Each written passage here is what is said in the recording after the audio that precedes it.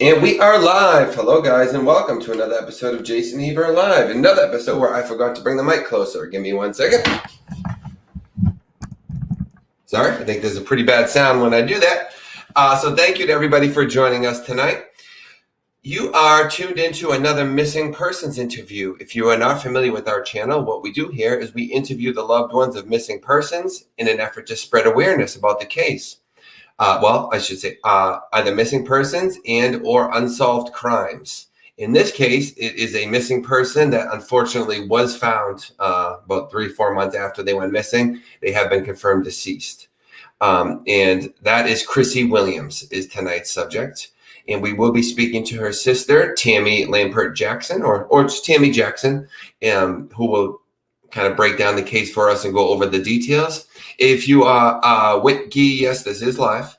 If you're, it kind of leads into what I was just going to say. If you're not familiar with our show, it's a little bit different than a lot of shows you see on YouTube because it's not just a YouTuber such as myself giving my opinion on a story. Instead, what I do is I bring you guys the story directly from the horse's mouth. I go and I'll bring somebody from the family or maybe a close friend, something along those lines, to tell you the story from their point of view to make, to try to minimize errors and get the story directly from them. And as you can see, our show is interactive. We do have a live chat and you can ask questions directly to the family. So maybe it's a case you've been following for years that you've had a question that you've never been able to get answered. Or maybe it's a new case you just found out about and you're getting flooded with questions. Either way, you will be able to ask anything that you like. We'll try to get to every question that we can. And in some cases, because we're dealing with active investigations here, sometimes they can't always answer every question, but if it could jeopardize the investigation or something like that. But for the most part, we try to get every question answered. So if you are into trying to help these families who desperately need your help, they're going through pretty much the worst situation anyone could imagine, worst scenario of their lives, click subscribe below. And if you set the notification bell to all, you will be notified every time we are prepared to go live. YouTube will tell you, and you can come on in and get your questions ready and try to help out these families. I want to say hello to everybody in the chat. We only got about 40-50 people in here right now, so let's give it a minute before we start going over the details. We'll try to let it fill up a little more. Hello to all our regulars. Denise, who's one of our frequent co-hosts. Annie, Melissa, Watcher, Doris, Betty, Whitgey, Melissa. I couldn't possibly go over all of you guys, of course. Ronnie, Truth and Justice, Tammy. We have so many people here that are regulars. Allie. So I just want to thank you guys for joining. Hey, Tabitha, how are you guys doing? Thank you to everybody who joins. Thank you also to everyone who supports the channel via the many ways, whether it's by leaving a comment, participating in the chat, hitting that like button, which I ask you to do, or supporting via the PayPal link, which pops up via Nightbot in the chat. So whichever way you support the channel, we greatly, greatly appreciate it. Thank you so, so much. So we got about 50 people here. I can start going over some of the basics. What I tried to do is give you guys the very basics of the case, just to give you an idea before we bring the guests on. I try not to go over too much, only because it's better hearing the story from the guest's mouths, of course. So I try not to say too much that they're going to repeat, because they can tell you guys the story a lot better than me.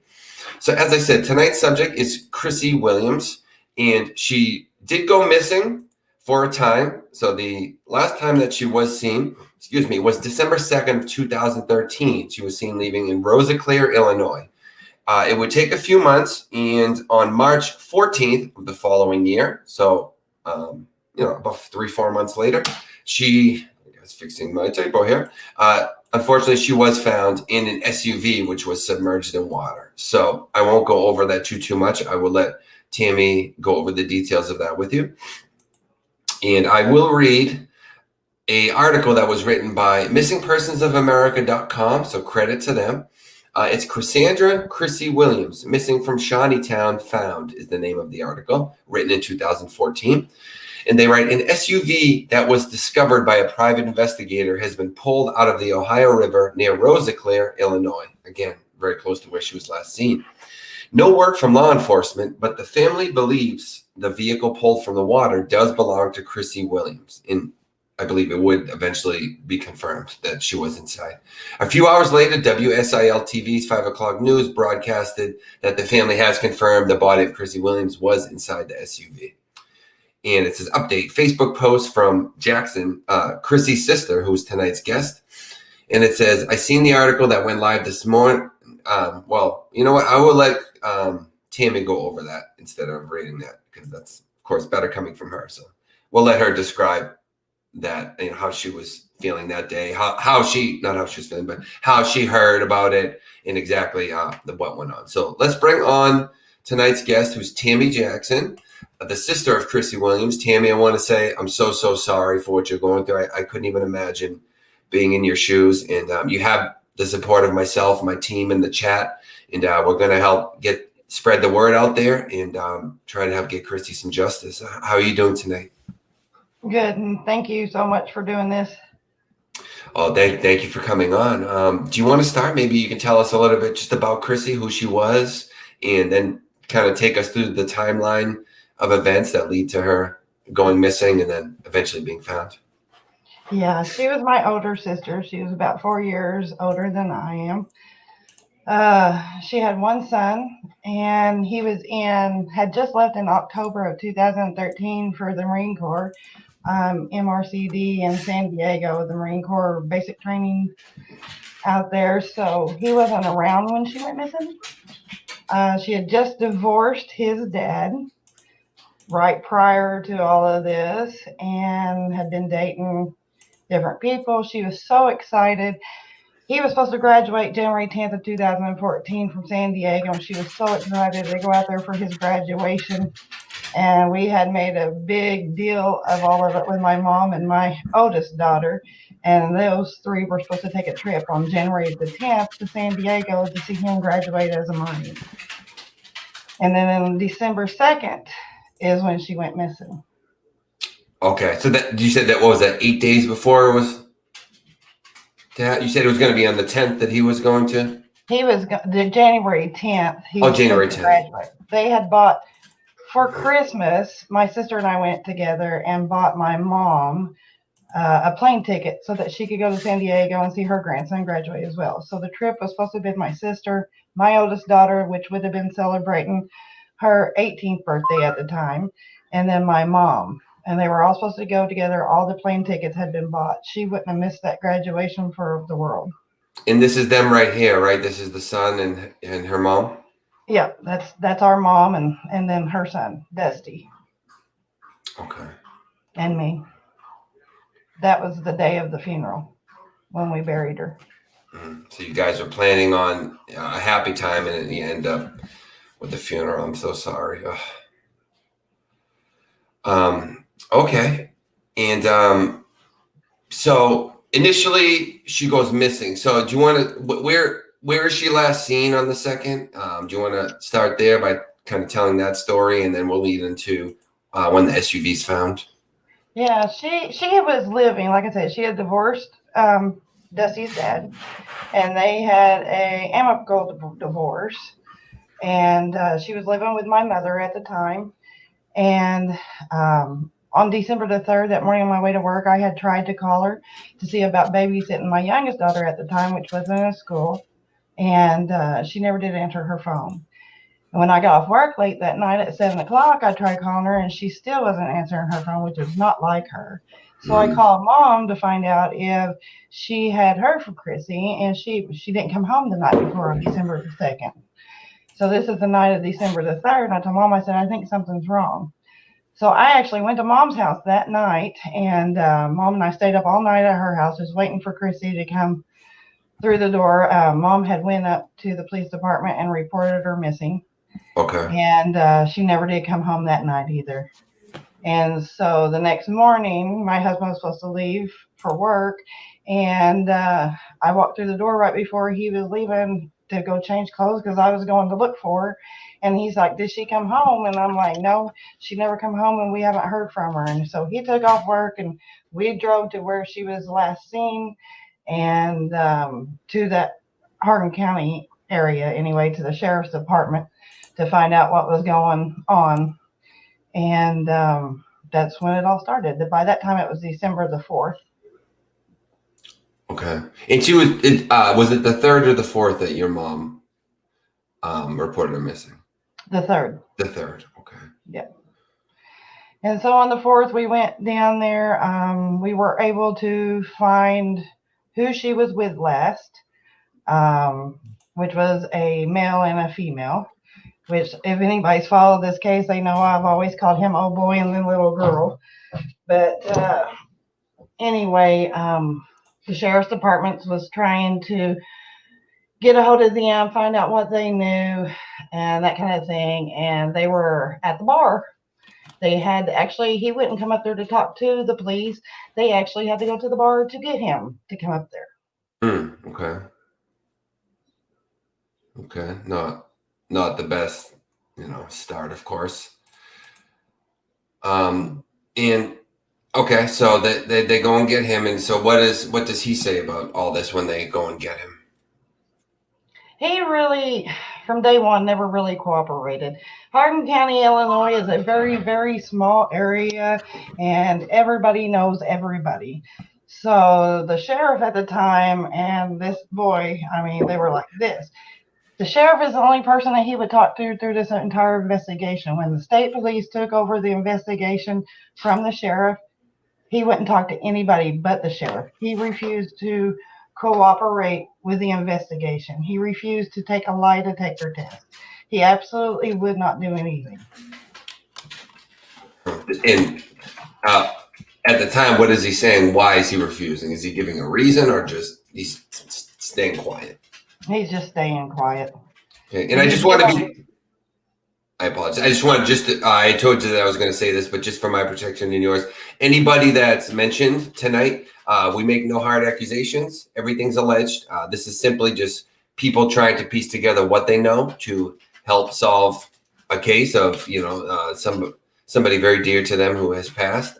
So I just want to be clear that nobody's being accused of anything, and everything said is alleged. So I told you I was going to say that. It's just to protect ourselves. We want to make sure that everybody's given their fair share of innocent until proven guilty kind of thing.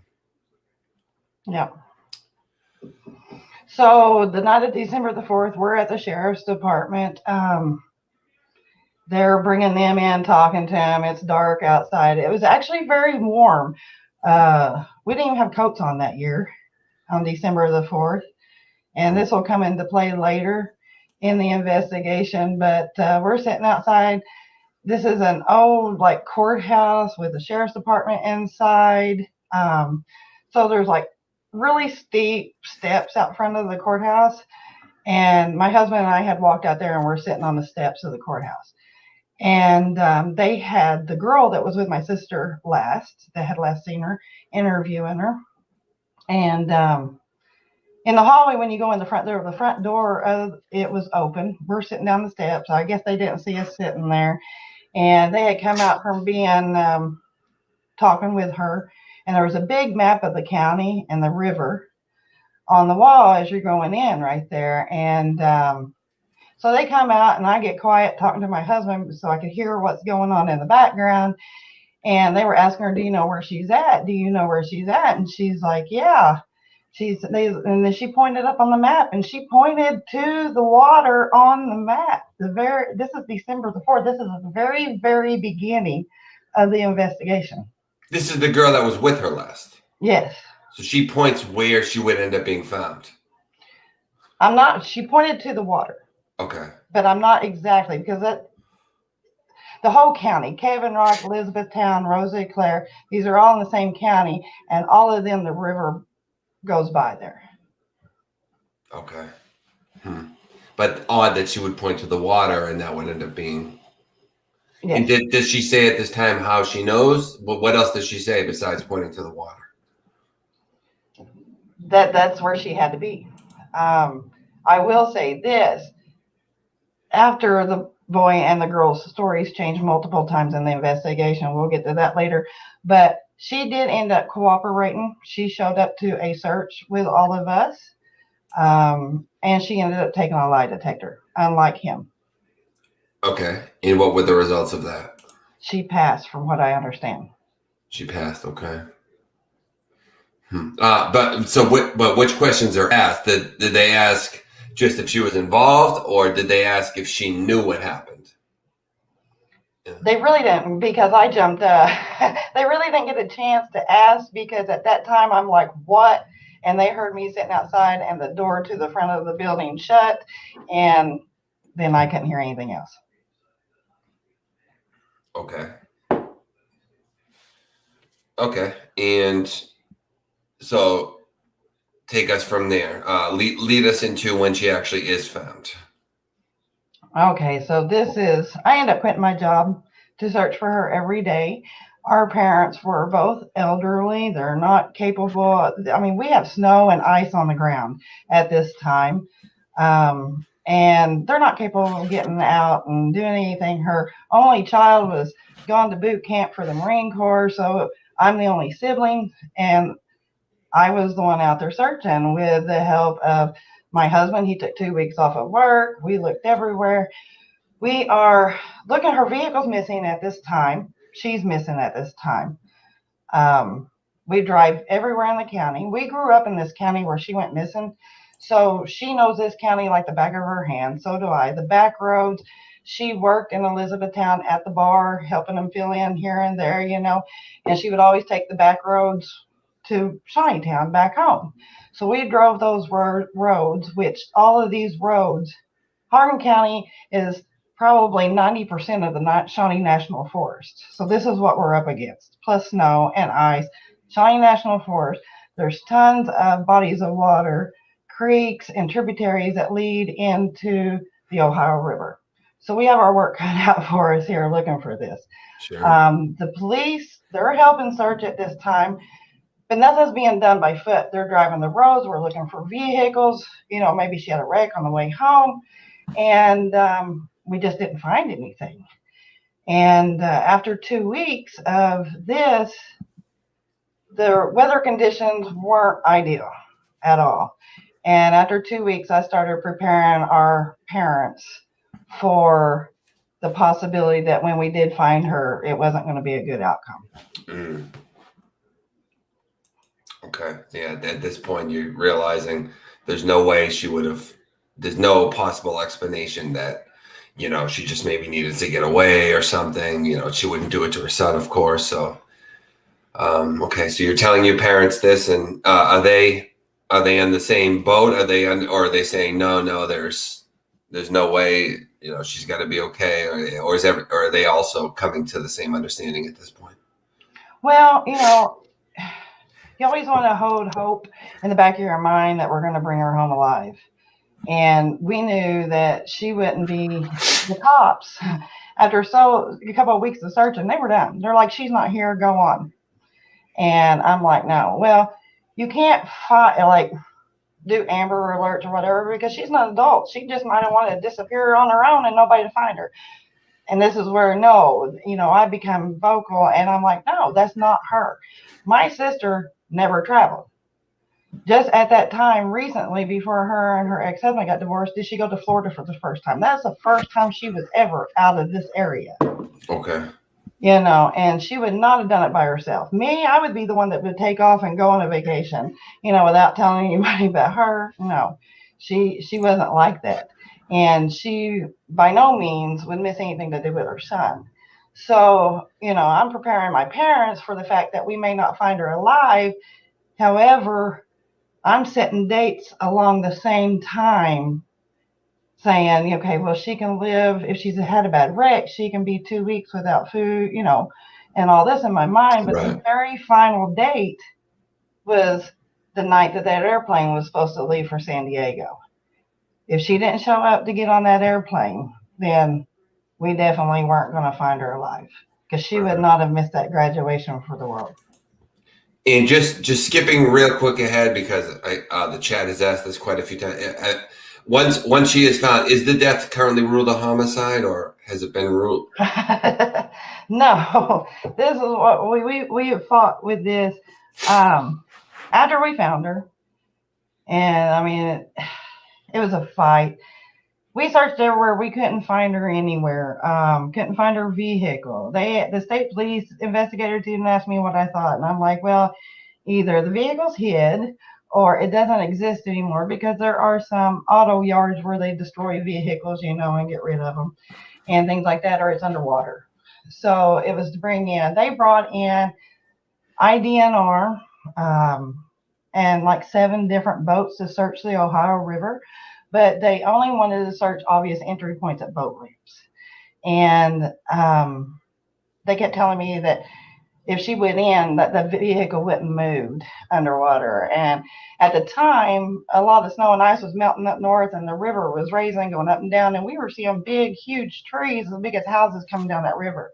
And they had things at the dam to move 2,000-pound boaters, that were coming down. So if that stuff's moving down the river, it could have hit her, it could have done whatever, she could have moved. But I couldn't get them to search anywhere but the obvious entry points at the boat ramps. And so they never found her. So what we ended up doing was I brought in a private sonar team from Monroe, Illinois, Water Search and Rescue. Dennis and Tammy Waters was their name. We brought them in, and within like 30 seconds or so of turning their sonar on, they had her vehicle on camera underwater. Oh, wow. Yeah. Okay. And you said and that they searched. I'm sorry. They searched where in the town of Rosiclare. When we did cell phone towers, it pinged my sister's last phone call in Rosiclare. It triangulated her and put her in the town of Rosiclare. We could never prove that she left that town. Even though the cops are telling me to go on, I've searched down there for months, and that she was not there, I wouldn't leave because nothing showed me that she left there. We've got her on videotape from surveillance cameras coming into town, but we didn't have anything of her leaving town. Oh, okay. We knew that she was at this boy's parents' house with him. His parents were out of town, and his girlfriend. The night she went missing, they have a private boat ramp out their back door.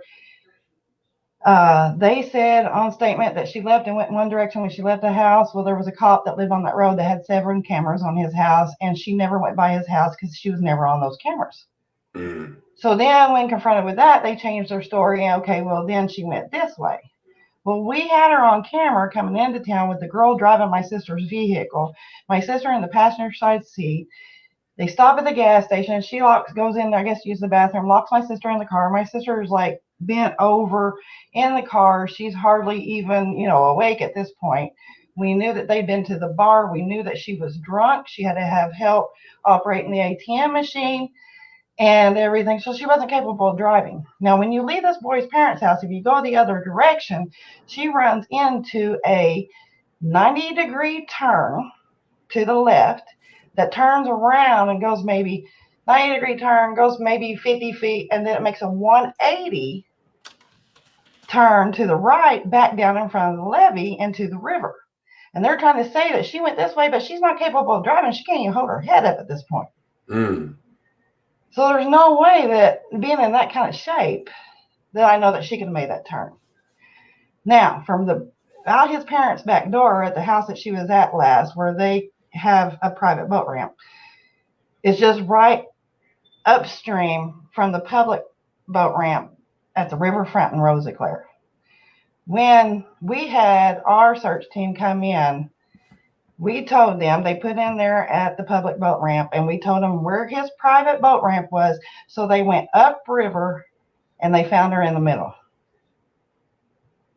just right downriver. So if you go in and the water's flowing that way, that's the way it took her car. So it was right downriver from his private boat ramp. There was no other place. The river's lined with big, large rocks and boulders. She had a Ford Escape that didn't have much clearance underneath it. So if my sister liked to go to the river and just watch the water. She did like to do that. But if she'd done that and blacked out, there's no way that she would have went over them rocks and then to the river. Mm. Plus, when we found her, she was found by the back hatch in her vehicle in the fetal position with no shoes on. This is December the 2nd, no shoes on. When they found her, she was in the back hatch with no shoes on?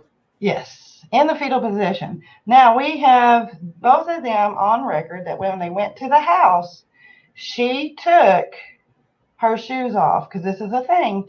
She took her shoes off at the door when they went in at the house. And so we have her taking her shoes off at the house. When we brought the dogs in, our dogs traced her scent, because we had our own dogs as well as the police department. Our dogs traced her scent to the back door of that house, but they could never get her scent leaving that house. So what we believe is that something happened there, whether it had been an accident and they just freaked out and didn't know what to do or what, but we think something, whatever happened at that house. They carried her, put her in the back of her vehicle, set her shoes beside her, and the vehicle went in the river. The autopsy shows that there was no water in her lungs.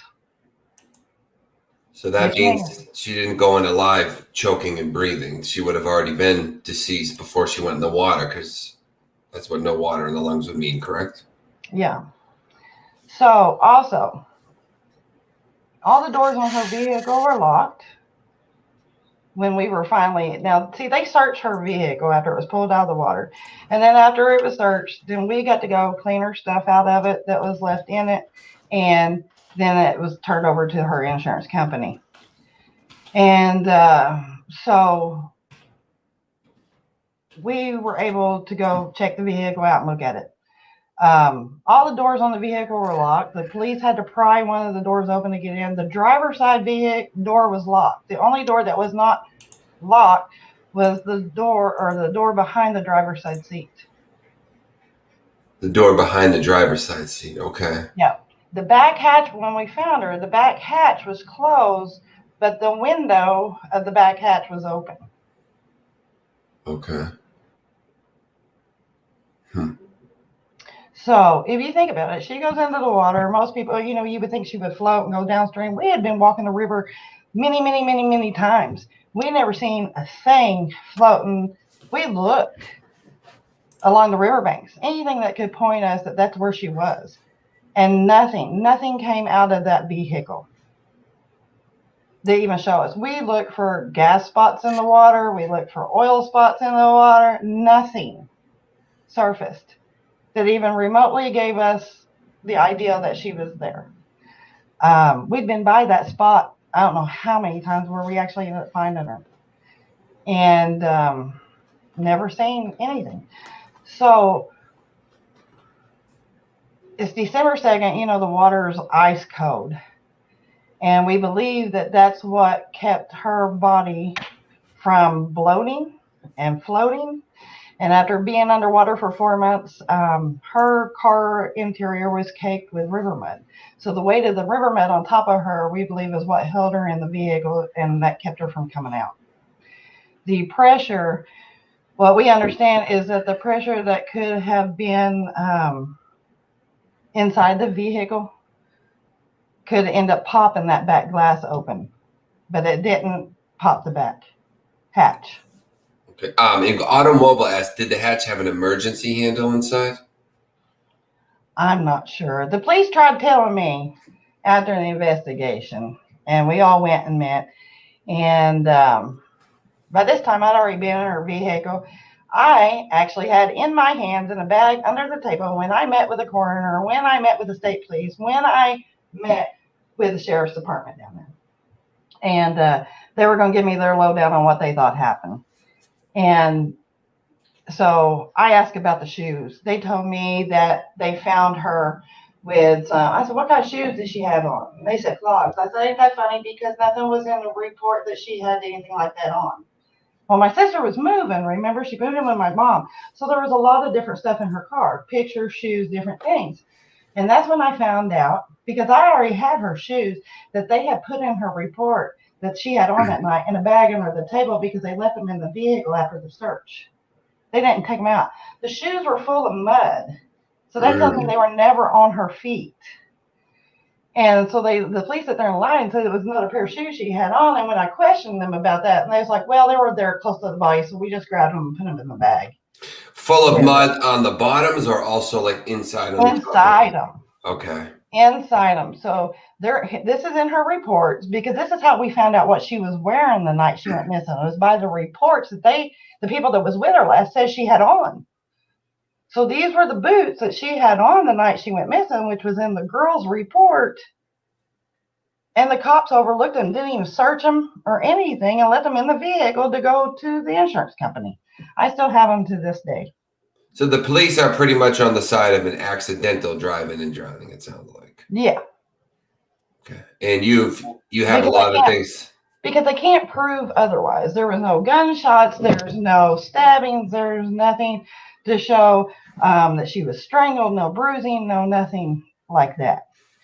And after time, we know from reports of people that she was drunk. We know she had an Ativan prescription filled the same day. I actually found her Ativan pill bottle in the car after we got access to it, and it still had pills in it that weren't ruined by the water. We do know a lot of them were missing. We know that she took some. She was having trouble dealing with her son going off, her only child, to the Marine Corps. And she felt like she would never see him again, because he'd be traveling the world and all this. And we knew she did take her Ativan pills right. We knew that not that she was intentionally abusing them, is this that if it's prescribed to say take every 6 hours apart, if she started having an anxiety attack or whatever, she'd pop one and not realize how close or whatever case may be at the time. And so we know she was mixing those with her alcohol. Okay, and just real quick, because I try to keep up to date on the questions. What's the year, make, and model of the car again? It was a Ford Escape. I believe it was a 2011. It's on that one poster I sent you. Okay, And it was like a burgundy color. Okay, I can pull that up while you go over the story. Okay. So we also know that the key to her vehicle was in the accessory mode when it was found, and it was in reverse. It was in reverse. Yes. Okay. Yeah, 2011 Ford Escape IL, for everyone asking. Red/maroon. Okay. The cops tried telling me what their theory on it is that she tried to climb to the back of the vehicle to get out because, where the motor's at, that's going to sink first because it's more weight. Understandable. Right. So they believe that she climbed to the back of hatch to try to get out, and that she realized that she couldn't get out. So evidently, now that you say that, there must not have been an emergency thing, that she needed the key fob to pop the back hatch.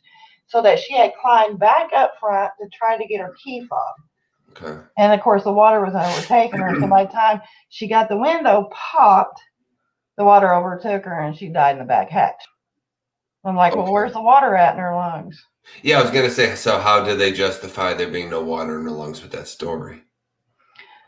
So over time, I see this question here. Were there any other drugs in her system? No. Yeah. But over time, after talking to the pathologists and things, we know that the amount of alcohol, because this was 4 months from the time it happened to the time we found her, and they were able to do the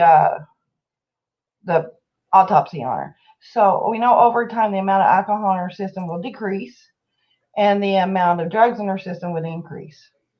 So when we found her, the amount of alcohol in her system was only equivalent to like 2 beers. And the amount of Ativan in her system, if I remember correctly, was something like 10 times. But we know 10 times the normal limit. But we know that would have increased. But at what rate and how fast, because this is December 2nd, cold water, which helped preserve her body a little longer, we can't really tell. So you're saying when someone passes, the amount of drugs increases in their system? Yes, over time. That's what we were told. Oh, okay. I wasn't even aware of that. What's the medical reason for that? I have no idea. I never really even, if I did, I don't remember. That's been so long ago. But I do remember they told us that because we knew she was drunk. We had her on camera. We knew she was drunk. And we knew she'd been mixing the pills. So we were waiting to see what the autopsy report, and then the autopsy report came back. And it was only like equivalent to 2 beers. So we questioned it, and that's what we were told. Okay.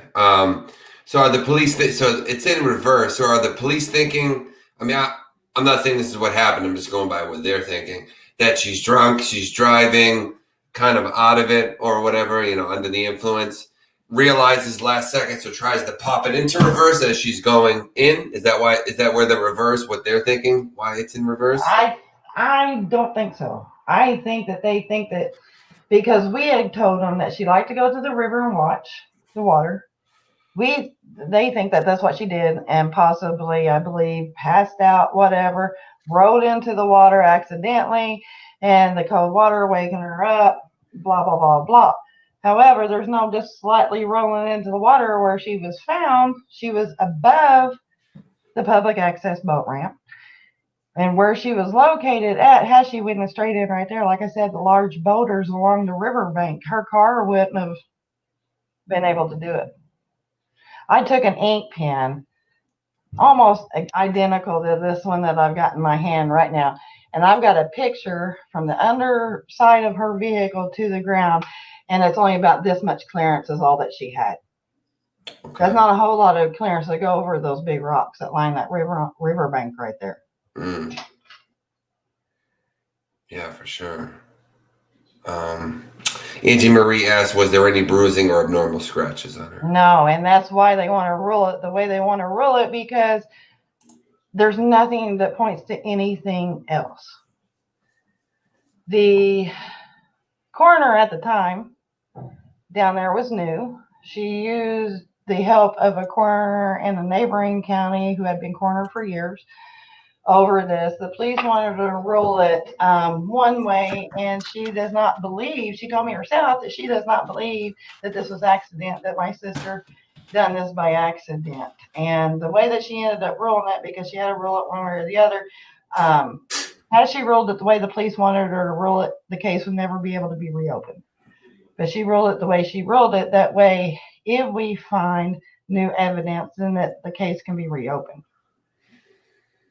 Okay. And what was the official ruling? Just accidental? Yes. It says in the autopsy report, it's a drowning, and this is, almost word for word, that she died by drowning due to the fact that she was found inside her vehicle, which was submerged in water. Okay. That's the only reason why they're ruling it that way. There's no other explanation to why she, even though she had no water in her lungs, they're only calling it a drowning because she was inside of her vehicle, which was found in water. And so, moving away from the official report, so are you thinking more along the line, and again, we're making no accusations here, to be clear, but are you thinking that it's more along the lines of an accidental thing, whether it be an overdose or whatever, or are you thinking, because it could be an accidental thing, people freak out, oh my God, I don't want to get in trouble for this, get rid of the problem, or are you thinking it was foul play and then get rid of her plan? I mean, what are you leaning towards? We have an argument amongst that in our family. Okay. My dad truly believes it was foul play. Me, on the other hand, the girl and boy both that she was with last have been involved in drug overdoses, whether it be a sibling of theirs or a friend of theirs. Can you say that last sentence one more time? It cut out for me real quick. The boy and girl that was with her last both have been around drug overdoses. One, I think, was a sibling. Yes. One of them was a sibling. I think the other one was a friend. So they see what could happen, whatever. Illinois has a law, no questions asked. You just take them and drop them off at the ER, no questions asked, leave. And that's what I said the whole time.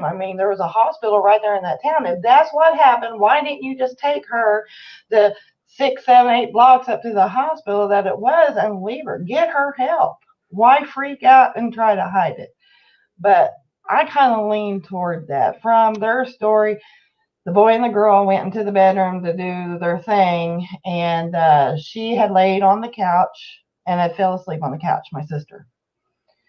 And like I said, then they said they seen her leave go one direction. Then they said it was another direction. Then they said they were having sex and they didn't see her leave at all.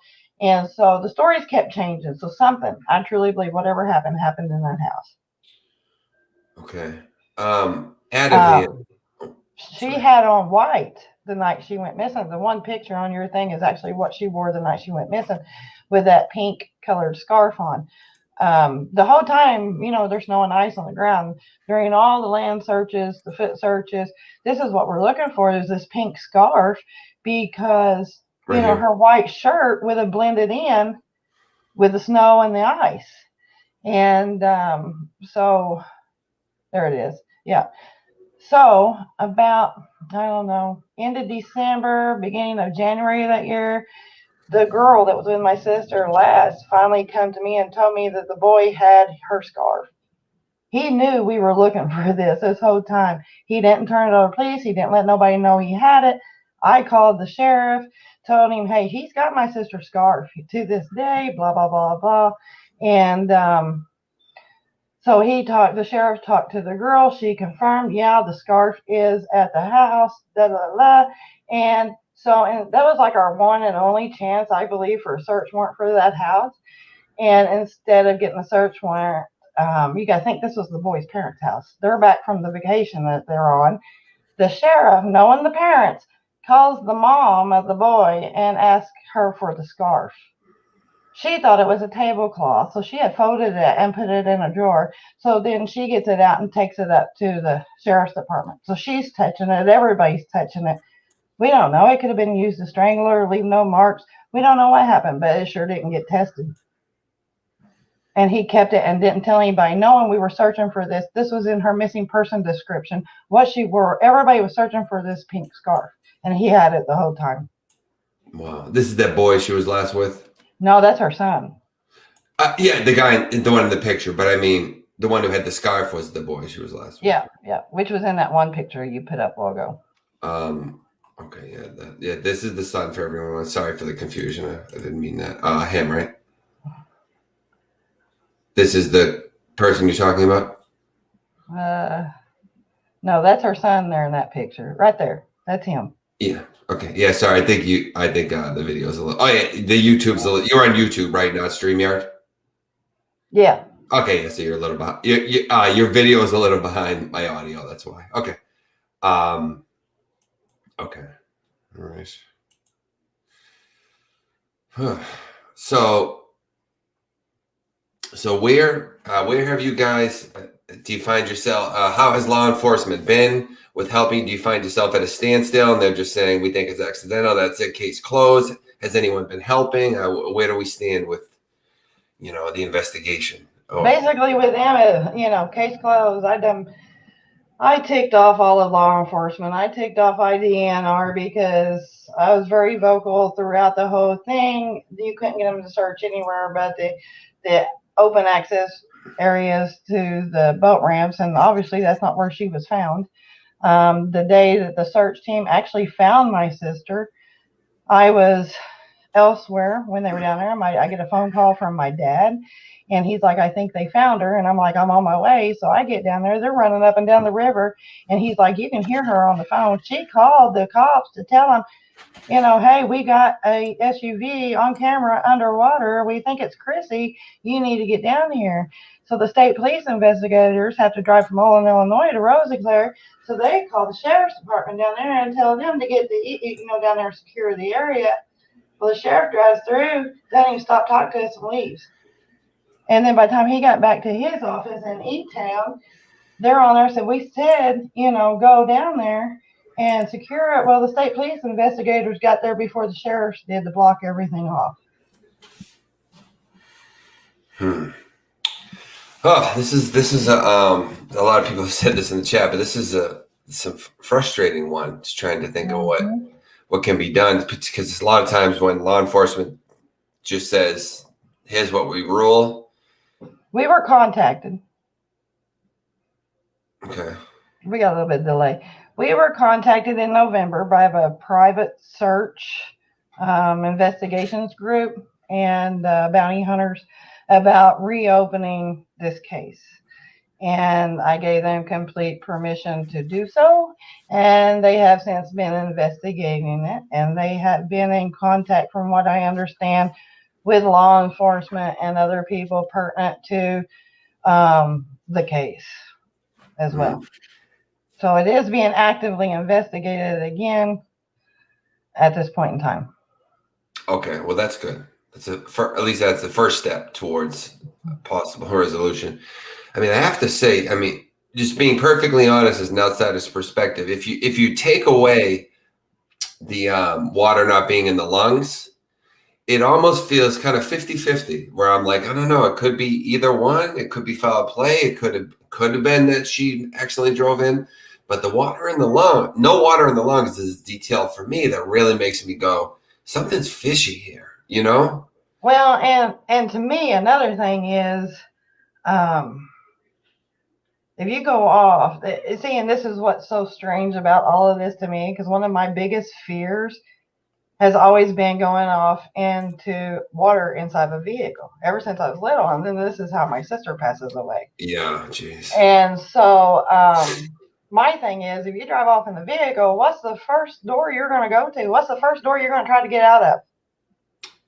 Well, I would say the one closest to you. Right. So you would think when she pulled that handle, that door would have unlocked.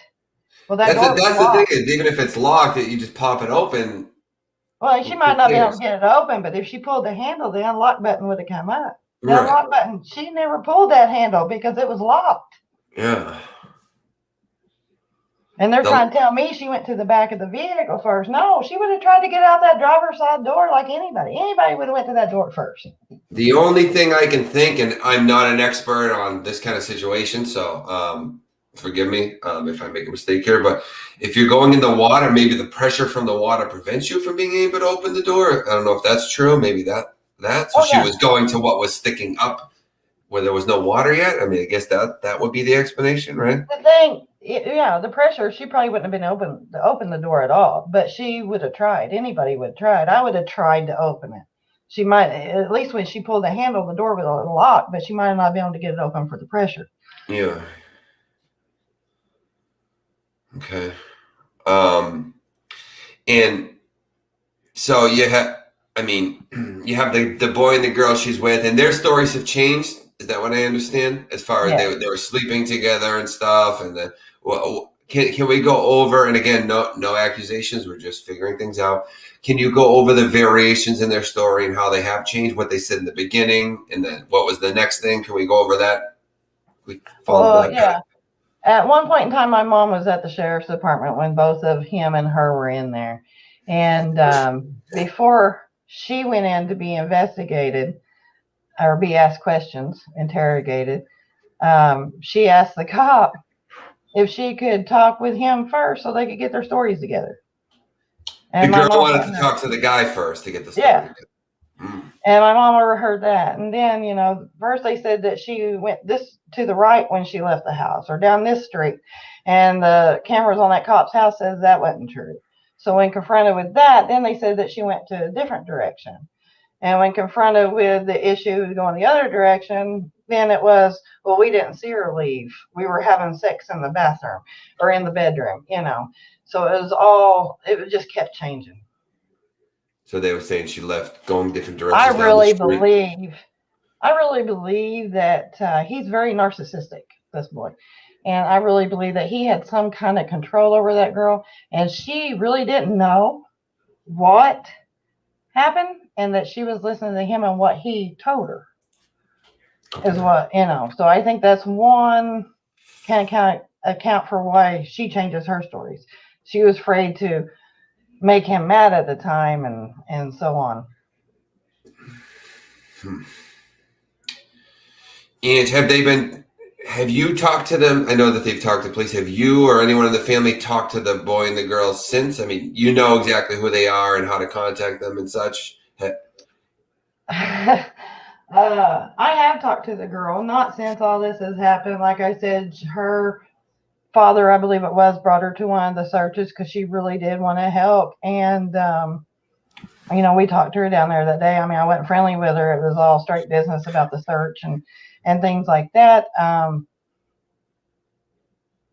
ran into her a couple of times. She put a restraining order against me. She was literally scared of me. Why is that? Did it get heated, the car? Oh, yeah. Okay. Oh, yeah. We pulled into the gas station one day during search, and actually they were dragging the river at the time for my sister's body. And my nephew was in from the Marine Corps, and he was down at the river watching them drag the river for my sister's body. And we had went to the gas station, and she had come out of the gas station and was parked right next to us, I guess, if I remember correctly, and just laughing and carrying on like nothing. And yeah, I kind of jumped out of the truck and said something about her being all happy-go-lucky, why my nephew's down at the river watching them drag the river for his mom's body. And she was one of the last people with my sister.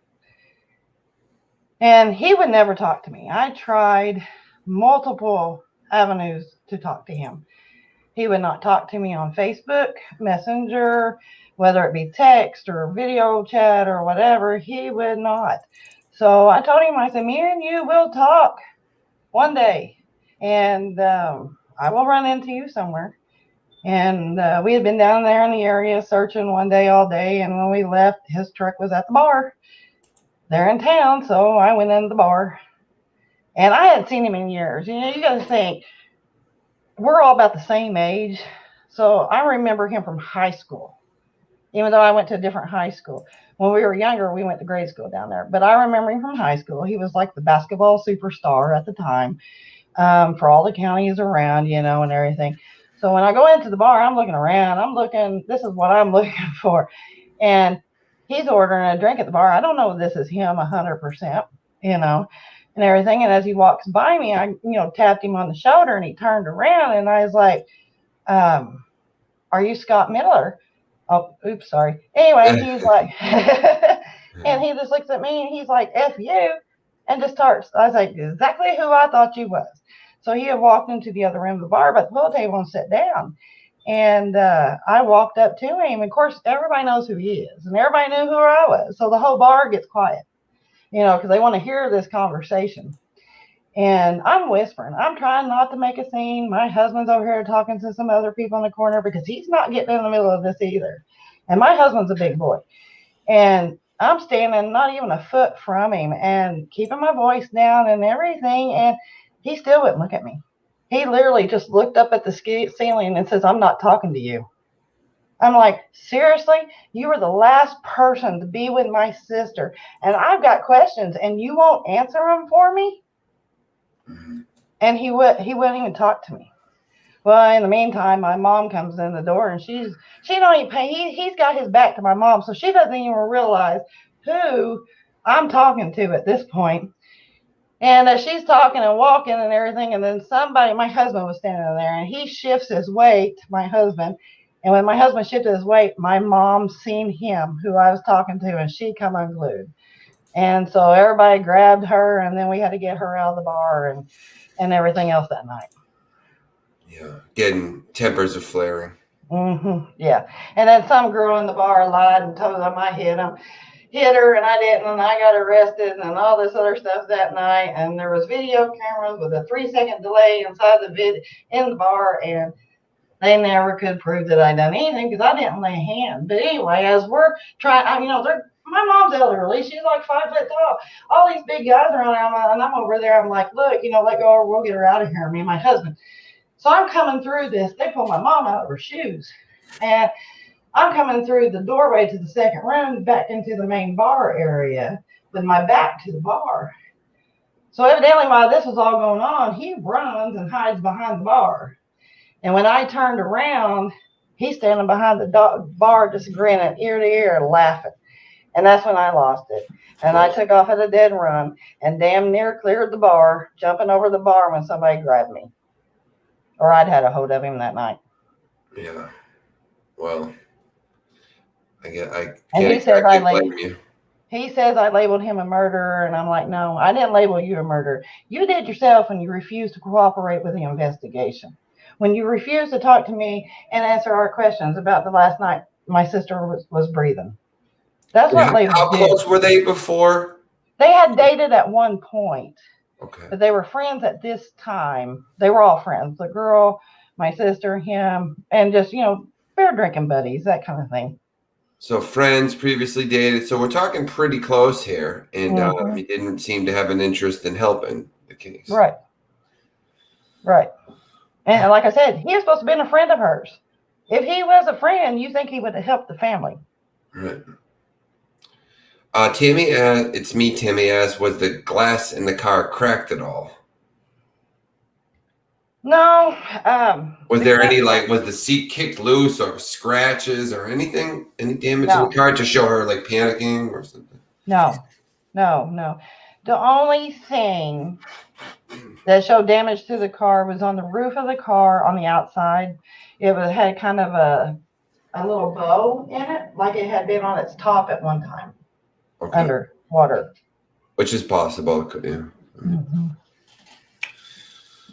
But no, they couldn't even get the doors open on it. What damage was done to it, the police done to it, trying to get it open when they searched it. However, when they searched it, they did a shitty ass job, and I'll just say it, and they're already pissed at me anyway, so I'll just tell you, because I got pictures of the vehicle when we finally was able to go clean her stuff out of it. Like in the doors, the little pouches in the doors where you put everything, they're still full of mud. So how the hell did they do a good search on this vehicle if all this mud is still everywhere in the car? I think a lot of the evidence was left. And they were asking, a few people asked, how did he get the scarf? He just had it from that night, or? She had it on when she went to his house. From what we understand, when she laid down on the couch to go to sleep or whatever, it was in the reports that she had taken the scarf off. Okay.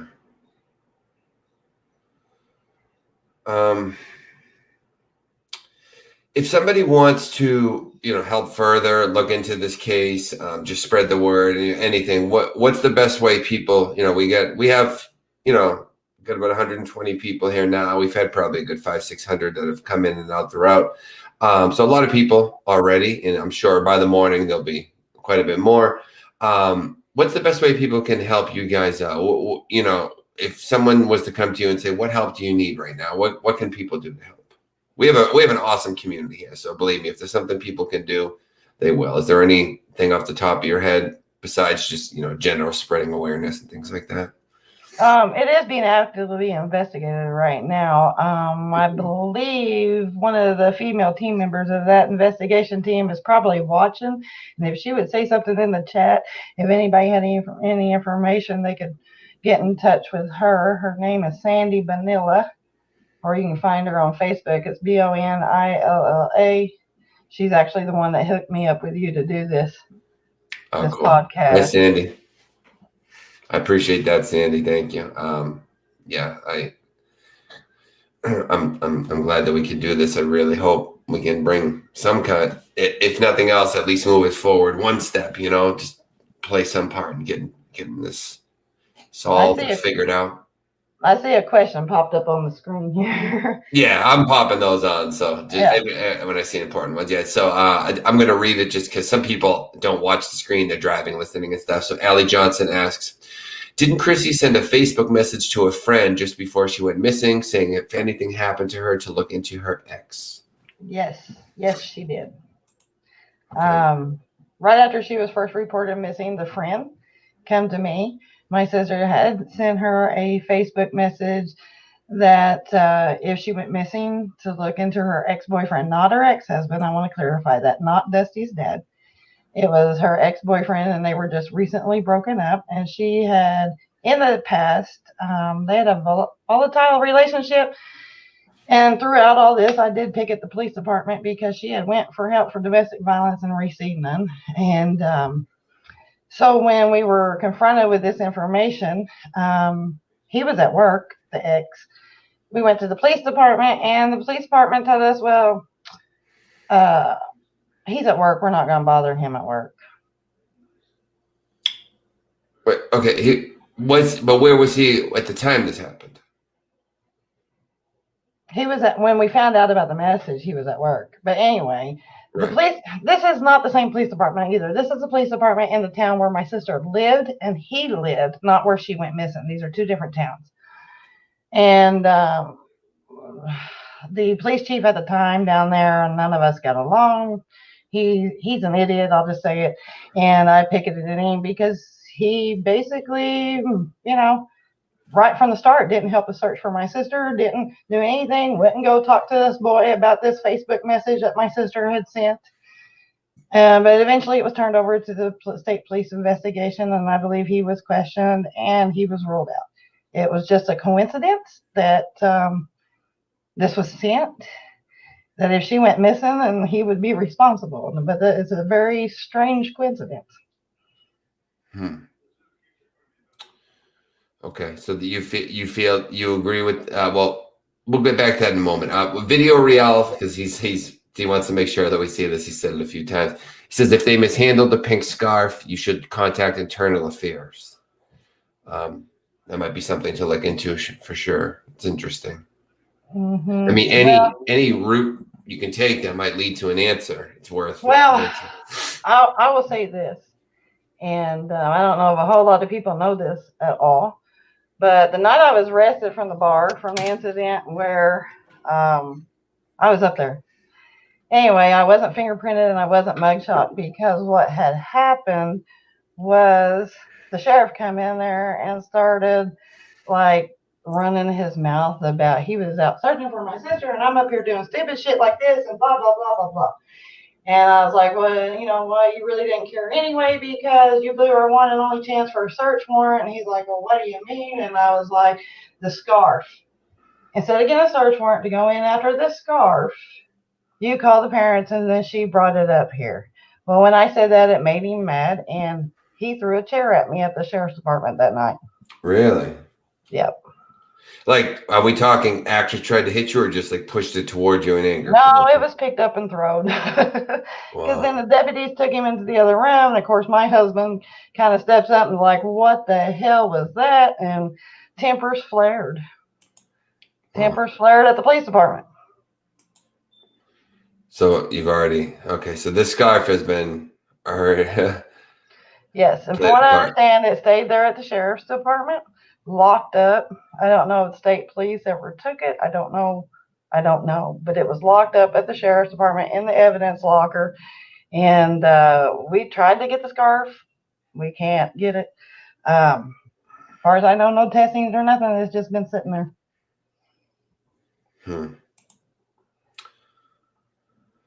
A couple of people have said, I don't know how true this is, but a couple of people have said that it is possible for this to happen and for there not to be water in her lungs. I don't know if that's true. I would feel like there would definitely have been water in her lungs had it have been the way the police said. But just for the sake of thoroughness, some people are saying that.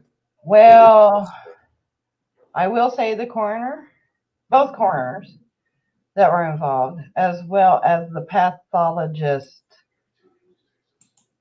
do believe there's something fishy about it. They do not believe that she drowned. Okay. As for going on record, that's what we were told. As for going on record, I don't know if they ever did with the police or not, but they don't believe that she drowned at all. Okay. And that's why we're so prevalent with this, is because of that. Okay. Is there anything we didn't think to cover that you feel is important? At the beginning, there were a couple things you had started to say, and then you had said, like, we'll get into that later. I want to make sure that you covered everything that, you know, is important to cover that you feel. And then I'm going to, so while you think about that, I want you to think if there's anything else that you do want to cover. But I like to do something at the end of these. I feel it's a very important part of the interview where you speak directly to someone who may have information, someone who, whether it be the person involved or maybe, you know, a friend or a girlfriend or a boyfriend that they told, something like that, someone that might be on the fence about coming forward and isn't quite sure. So what I like to do is for you to speak directly to them.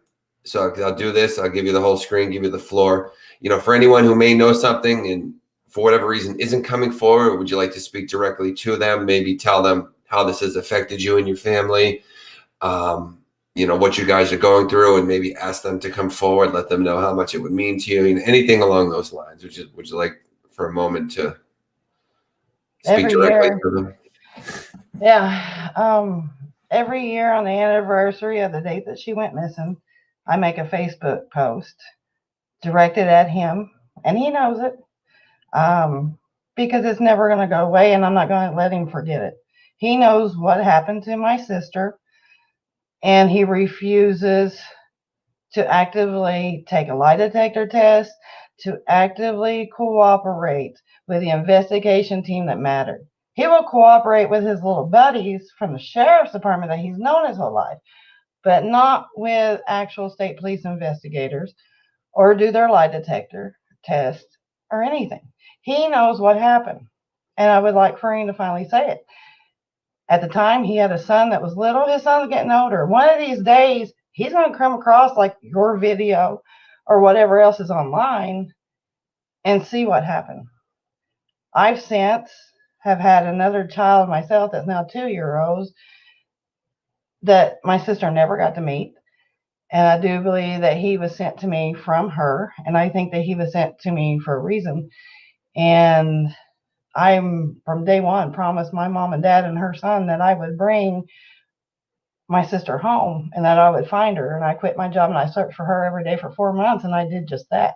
I did what I had to do to bring her home and to give them some sort of closure. But I will continue until the day that I die to try to find justice for her as well. So this isn't going away. It's been 7 years now, and it's not going to go away, and I'm not going to let it go away.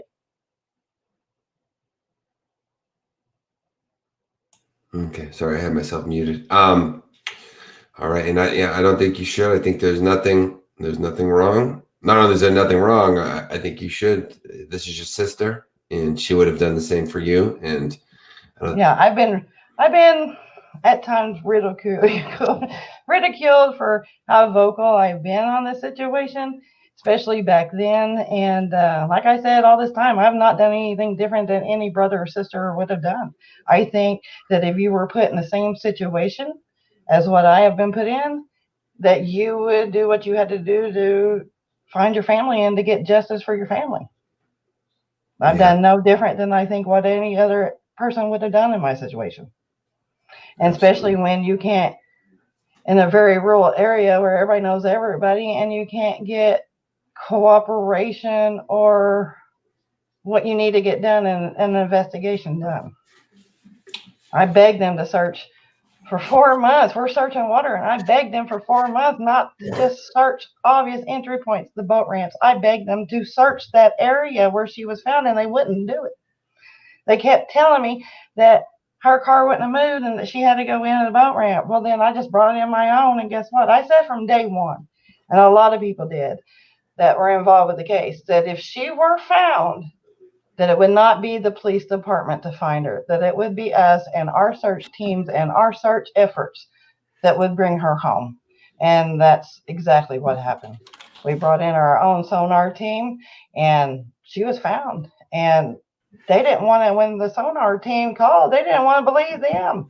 And the sonar team, the lady had to tell them, look, we've got 70 recoveries under our belt. This is what we do. I'm telling you, I have an SUV underwater with a back hatch window up that matches the description.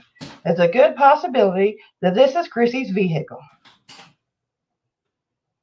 Before she could even get them to believe her, to come down there that day. Right. Well, I mean, let me tell you, you're an amazing advocate for your sister. You've done a great job. I'm sure she's super proud of you. You've done literally everything that you possibly could have, and you continue to.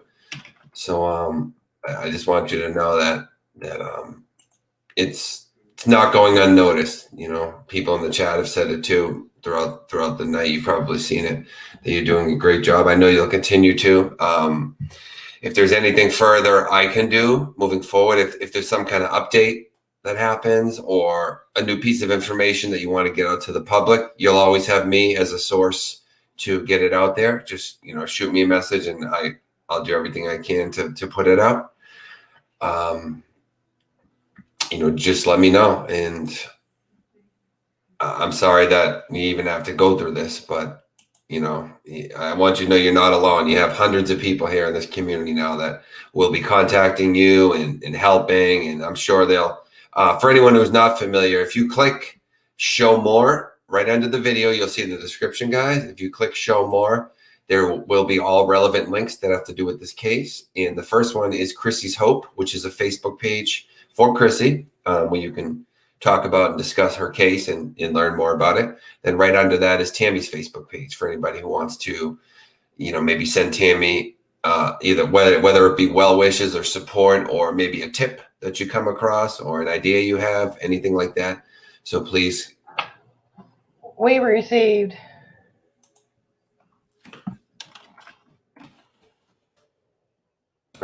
there's a little bit of a delay. Yeah, we got a delay. You know what it is? It's because you're on the YouTube and not the StreamYard. The YouTube's always behind. If you go to the StreamYard, it will catch up more. What I was going to say is that we received so much support during our search efforts, and the whole time that she was missing, from people we didn't even know up until the point. And I've made some really good friends through all of this. And we started Chrissy's Hope. We've been on some live searches ourselves in our area for other missing persons. We've donated money to other search efforts and done what we could. And that's where the Chrissy's Hope page comes in. Right now, we share missing person information. We do a lot of kids, no matter where they're at in the United States, but we try to stay in the tri-state area. We got an active case right now that we're sharing of a girl who I actually worked with, is being investigated right now in this area. She's been missing since June. So we we've got a good following, because my sister's case was highly public, because she was a Marine mom with a son in boot camp, and the Marine moms really stood behind all of us. And so we have connections, through my sister's case all over. And so therefore we try with Chrissy's Hope's page in this area to spread, as much awareness about other missing persons that we can. Awesome. If you know her family and they want help getting that story out there, you can have them contact me, and I'll work with them as well to do the same, do an interview and get it out there. This is what I do. You're somewhere right around my 100th interview. So believe me, this is like my passion. I love to do it. Anybody I can help, absolutely. So if you're in communication with the family, just let them know my information. I'd love to help them out as well. And like I said, if I can continue to help you guys, let me know. In any way, whether it be doing another episode, or if you guys decide, if you come across something that you need additional additional exposure for, like maybe you make like a GoFundMe for something where I don't know, you're trying to raise money for a search or something like that. I have no problem putting it out there. All I do for those though is just I'll put a link to it. I have nothing to do with the actual creation of them. I don't do any of that stuff. But any way I can help you guys or that other family, just let me know. I would love to. Okay. We've even done fairs where we set up and fingerprint small kids and take ID photos for their parents and put all, and for their parent to have a card. Oh, cool. And, done things like that in Chrissy's name. Yeah, it's awesome that you're taking this and trying to help other families going through something similar. If anybody understands what it's like, it's someone like you who's been through it yourself. I always say I do a lot of interviews, obviously, but I could never ever fully understand what it's like to be in you guys' shoes. So I couldn't even imagine. I don't know if you saw on the screen, but Video Reel did post the Internal Affairs of Illinois number if you wanted to write that down. Yeah, thank you. Yeah, so just make sure you get that just in case it helps you out.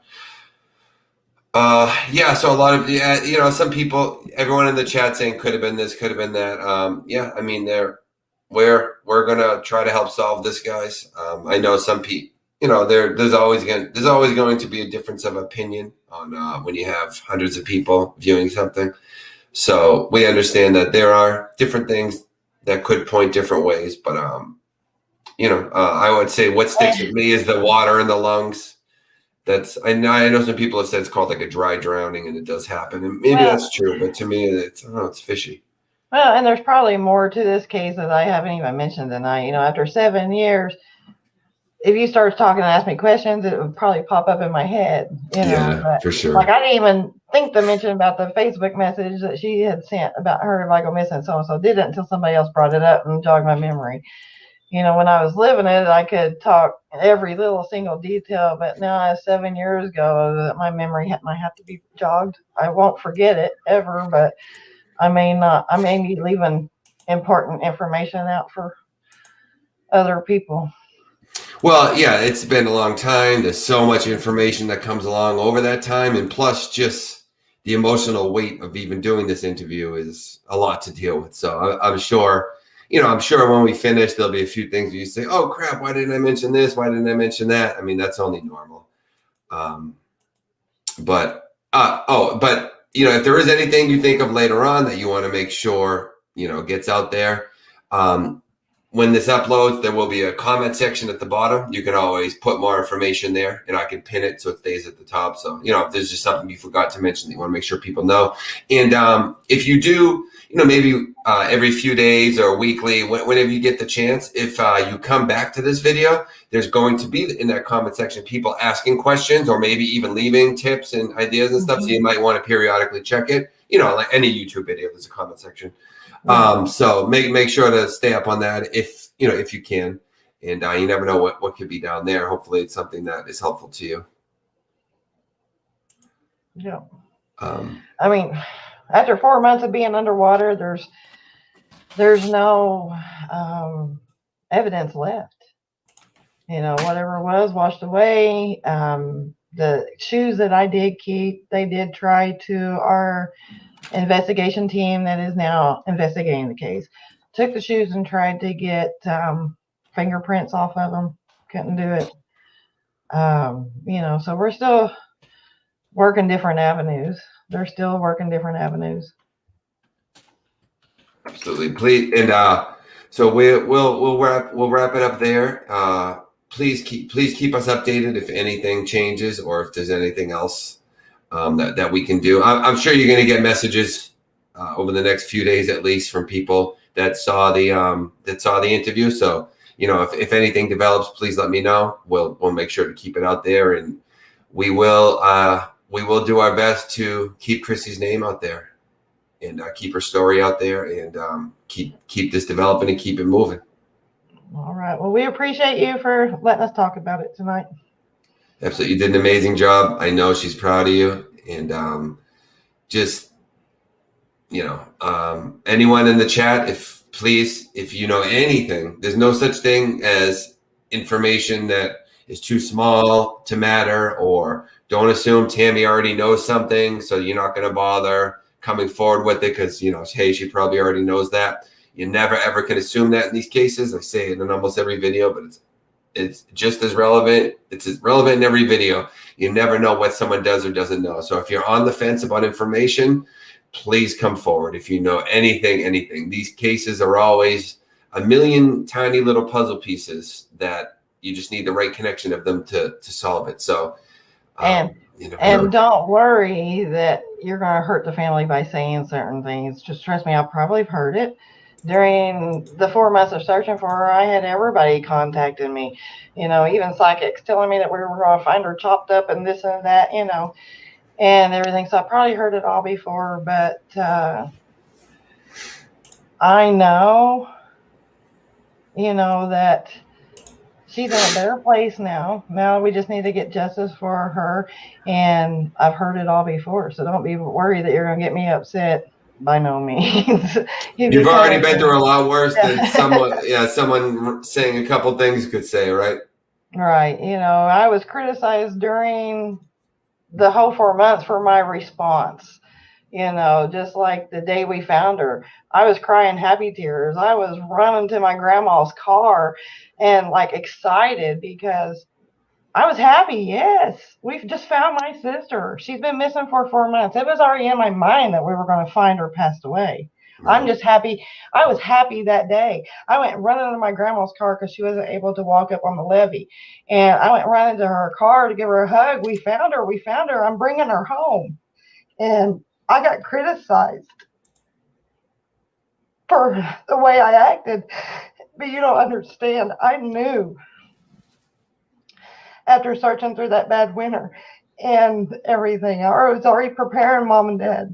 My goal, once January 10th hit and that she wasn't able to go to the Marine Corps graduation of her son, I knew we weren't going to bring her home alive. So at that point, it was just bringing her home. That way we could lay her to rest right. Yeah, and I think that's perfect. I don't think you deserve any criticism at all for that, because I'll tell you, I hear it from every single person that the worst part of it all is not knowing. So when they're found, there's always relief like that. So you have nothing to be criticized for or to feel upset. Everybody feels that, and people need to realize people have this thing where they'll watch something, and if it's not exactly what they would have said that they criticize, people react differently to different things, guys. It's people are like, oh, I wouldn't have said that, or I wouldn't have reacted like this. So what? Maybe your way of acting is the wrong way. People criticize every little thing that they can. You were relieved that you no longer had to wonder. You didn't want to spend the rest of your life wondering where she was. No, and I made a promise to my parents and to her son that I would find her and I would bring her home. And I wasn't going to stop. I wasn't going to stop until I was able to do that. And you did. Mm-hmm. You guys brought her home. You did. That was my life, daily, day in and day out. I went, one time, I tried to stop and think when I ate. It was, for a week before. I hadn't had anything to eat for a week. And didn't even realize it because I was out there at daybreak and until 2, 3 a.m. searching for her. And, or when was the last time I took a shower? Believe it or not, that happened too. Because you're so involved. That was my life for 4 months. And then when the 4 months was up after we found her, I was lost. I didn't know what to do. Yeah, well, that was your life for, like you say, months. So when it's over, it's like, what do I do now? I can imagine. Yeah. But you brought her home. That's, I don't know if I should say that's the most important thing, but at that time, that was the most important thing. You brought her home. You found out where she was. You fulfilled your promise to her son. And now you're doing everything you can to get the answers that you need. So I don't think you deserve an ounce of criticism, Tammy. I think you're doing everything you can do. Thank you. All right, everybody. Thank you so much for joining us tonight. Make sure to, wish Tammy well on the way out. And please, if you're into the case and you want to help, you have all the information to contact her. I mean, well, I'm sitting there telling everyone to contact you. If you have any information or anything that would help, please contact her. And if you would like to help with the case, please join the page. Chrissy's Love. Is it Chris? I'm sorry, Chrissy's Love. Is that what it's called? Chrissy's Hope. Chrissy's Hope. I'm sorry. Please join the Facebook page. It is the first link in the description. And try to learn about the case and, try to help out any way that you can. And again, Tammy, thank you so much. You were amazing tonight. Great advocate for your sister. And let's keep in touch. Let me know if anything develops and anything more I can do, okay? Okay, thank you. All right, thank you. Have a great night, everybody. We love you all. Please click subscribe on the way out and set the notification bell to all. And please like the video. That it helps send it out there so that the more likes that the video has, the more it tells YouTube you enjoyed it. So YouTube recommends it to more people and it gets it seen by more people. That's the goal here, is to get this seen by as many people as possible, to get the word out there to someone. Because as you guys know, our most famous saying here, someone knows something. Always. There's always someone that knows something. Maybe one person, maybe 10 people, who knows? But someone always knows something. So let's try to get this video out to somebody who does and who has the guts to come forward and end this nightmare for this family. But all right, guys, thank you so much. We love you all. Thank you for joining us. Tammy, have a great night. I'll speak to you shortly. Okay, thank you. All right, take care, guys. Good night, everybody.